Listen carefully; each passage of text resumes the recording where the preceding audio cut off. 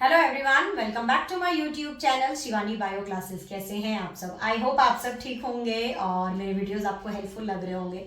So guys, मैं आ चुकी हूँ एक न्यू टॉपिक के साथ और मैं एक सीरीज में वीडियो ला रही हूँ। ऐसा नहीं है कि आज इस टॉपिक पे वीडियो आ रहा है, कल दूसरे टॉपिक पे आ रहा है। नहीं, आप सब अगर मेरे चैनल पे जाते हो और अगर आपको एक वीडियो अगर आप देखते हो तो उसके आगे और उसके जो पीछे है सारी वीडियोज उसी के रिलेटेड आपको मिलेंगी और एक प्रॉपर सीरीज वाइज मिलेगी। तो आज का जो मेरा टॉपिक है वो है यूकैरियोटिक सेल। इसकी पहले वाली वीडियो में मैंने बताया था प्रोकैरियोटिक सेल के बारे में डिटेल। आज मैं आपको बता रही हूँ यूकैरियोटिक सेल के बारे में। तो सेल दो तरह के होते हैं, ये इसके पहले वाली वीडियो में भी मैंने बताया था। एक होता है प्रोकैरियोटिक सेल और एक होता है यूकैरियोटिक सेल। तो आज हम बात करते हैं यूकैरियोटिक सेल के बारे में। So guys, eukaryotic cell have true nucleus. जी हाँ, इसको ट्रू न्यूक्लियस कहते हैं। इसमें ट्रू न्यूक्लियस होता है and it is also called as the cell of higher organism. Most of the organism में हमें यही सेल देखने को मिलता है। प्रोकैरियोटिक सेल सिर्फ बैक्टीरिया और फोटोसिंथेटिक साइनोबैक्टीरिया में मिलता है, but eukaryotic cell most of the organism में हमें यही मिलता है। तो आप लिख सकते हैं it has a true nucleus और सेल विथ हैविंग न्यूक्लियस। हम प्रोकैरियोटिक सेल में लिखते हैं सेल विदाउट हैविंग न्यूक्लियस, इसमें आप लिख सकते हैं cell with nucleus, true nucleus. इसमें ट्रू न्यूक्लियस होते हैं and also known as the cell of higher organism. Most of eukaryotic cell are much larger than prokaryotic cell. Eukaryotic cell जो होता है वो बड़ा साइज का होता है, लार्जर साइज का होता है प्रोकैरियोटिक सेल से एंड कंटेन वेरियस कॉम्पोनेंट। इसके अंदर बहुत सारे कंपोनेंट्स होते हैं, बहुत अदर सेल ऑर्गेनल्स वगैरह होते हैं। तो आप कह सकते हैं eukaryotic cell are much larger than prokaryotic cell and have contain greater components. ठीक है, अब बात करते हैं कि इसके अंदर आखिर आता क्या है। सेल के अंदर, इस टाइप के सेल के अंदर क्या आता है? In addition to plasma membrane, ribosome, cytoplasm, nucleus, eukaryotic cells contain many membrane bounded organelles. जी हाँ, इसमें plasma membrane, ribosome, nucleus, eukaryotic cell contain membrane bounded organelles. ये जो एक शेप देता है प्रॉपर और मेम्ब्रेन से बाउंडेड होता है न्यूक्लियस।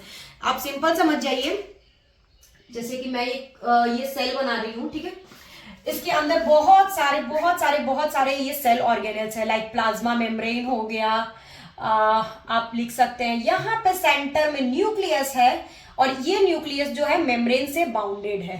आप देख सकते हैं ये न्यूक्लियस है अंदर में और ये मेम्ब्रेन से बाउंडेड है, तो इसी को हम कहते हैं। चलिए, eukaryotic cell nucleus bones it's chromosome. इसके न्यूक्लियस के अंदर ही इसके क्रोमोसोम्स होते हैं। आप देख सकते हैं, मैं इसमें बता रही हूं eukaryotic cell, A eukaryotic cell nucleus bonuses its chromosome. Chromosomal DNA direct the synthesis of RNA. सबसे पहले मैं आपको बात करती हूँ क्रोमोसोमल डीएनए। तो डीएनए किसको कहते हैं? डीएनए। आखिर डीएनए का फुल फॉर्म क्या होता है? तो डीएनए का फुल फॉर्म होता है डीऑक्सीराइबोज न्यूक्लिक एसिड। डीएनए का फुल फॉर्म होता है डीऑक्सीराइबोज न्यूक्लिक एसिड। और अब मैं जैसे कि बोल रही हूं कि chromosomal DNA direct the synthesis of RNA. तो आरएनए क्या है? RNA is ribose nucleic acid. DNA is deoxyribose nucleic acid and RNA is ribose nucleic acid. ठीक है, तो हम लिख सकते हैं eukaryotic cell nucleus contain its chromosome. Chromosomal DNA direct the synthesis of RNA which leave the nucleus to participate in protein synthesis in the cytoplasm. ये nucleus को छोड़ता है ताकि ये प्रोटीन सिंथेसिस करे इन साइटोप्लाज्म में।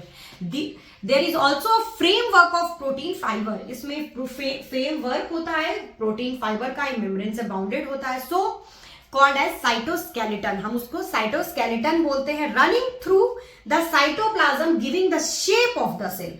ये साइटोस्केलेटन जो है ये इसके साइड्स में रन करता है और इसको शेप प्रोवाइड करता है, इसलिए हम इसको कहते हैं giving shape and support to the cell.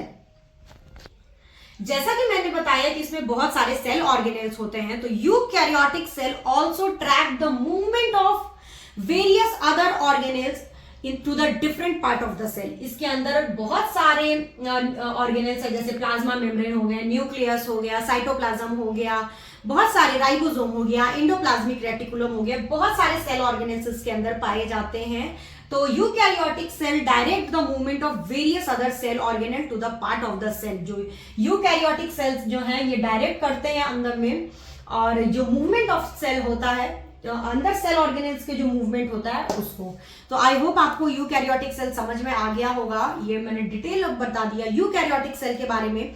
अब जैसे कि मैंने इसमें कुछ टर्म्स का इस्तेमाल किया, like plasma membrane, nucleus, cytoplasm, endoplasmic reticulum, इस तरह का ऑर्गेनेल्स का मैंने इसके अंदर नाम लिया है। अब मैं इस पर डिटेल वीडियोस आपके लिए लेके आऊंगी कि न्यूक्लियस क्या है, कैसे वर्क करता है, कैसे डीएनए उसके अंदर डीएनए आरएनए क्या होता है, साइटोप्लाज्म क्या है, और बाकी जितने भी ऑर्गेनेल्स हैं उनके बारे में डिटेल वीडियो आएगी, और एक प्रॉपर सीरीज में ही आएगी, एक के बाद एक, एक के बाद एक, एक के बाद एक। तो आप मेरे चैनल पे जाओगे तो आप बहुत ही ईजिली समझ जाओगे। तो आई होप आपको आज का ये टॉपिक यूजफुल लगा हो, और अगर आपको मेरा ये टॉपिक हेल्पफुल लगा है तो प्लीज इसे लाइक करें, शेयर करें, सब्सक्राइब करें। Thank you.